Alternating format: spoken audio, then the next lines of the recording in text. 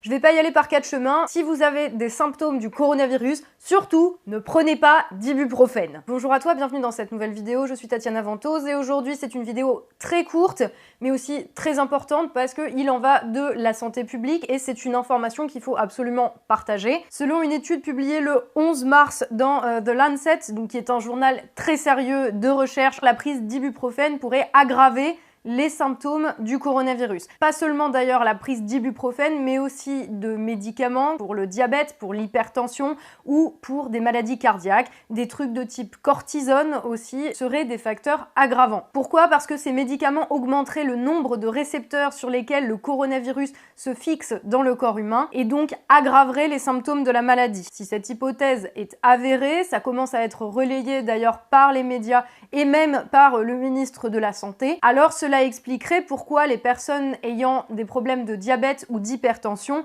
sont beaucoup plus vulnérables et se retrouvent avec un taux de mortalité extrêmement élevé lorsqu'ils attrapent ce nouveau coronavirus, comme cela a été observé jusqu'ici. Les personnes souffrant donc de problèmes cardiaques, de diabète ou encore d'hypertension seraient plus vulnérables à la maladie, non pas à cause de l'hypertension ou du diabète en eux-mêmes, mais à cause des médicaments qu'ils prennent, qui sont des anti-inflammatoires, pour traiter ça. En l'occurrence, les médicaments pour traiter ces maladies sont du même type que l'ibuprofène, qui est pour le coup d'usage beaucoup plus courant et qui n'est même pas soumis à prescription médicale. C'est un médicament que l'on prend pour réduire les douleurs, c'est un médicament que l'on peut aussi prendre quand on a de la fièvre, et dans le cas du coronavirus, il ne faut surtout pas en prendre. C'est cela qui expliquerait la raison pour laquelle ces derniers jours, on a vu des patients jeunes, sans maladie, sans comorbidité associée, se retrouver dans un état très grave et en situation où ils doivent être en réanimation et intubés ou sous assistance respiratoire. Ce serait parce qu'ils ont pris de l'ibuprofène pour diminuer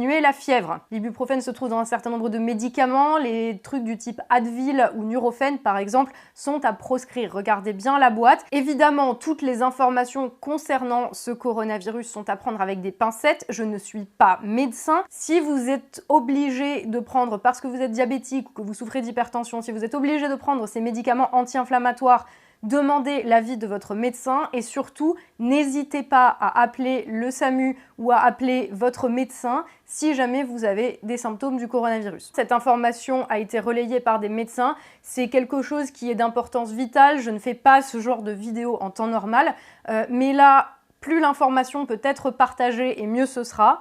Ne prenez pas d'ibuprofène si jamais vous avez des symptômes du coronavirus, on le dira jamais assez. Donc là, j'en parle parce que c'est une question pour le coup de vie ou de mort. Si l'hypothèse avancée dans cette étude est confirmée, cette information peut sauver un nombre incalculable de vies humaines. Donc faites attention, dans le doute, privilégiez toujours le paracétamol si vous souhaitez prendre un médicament pour faire tomber la fièvre.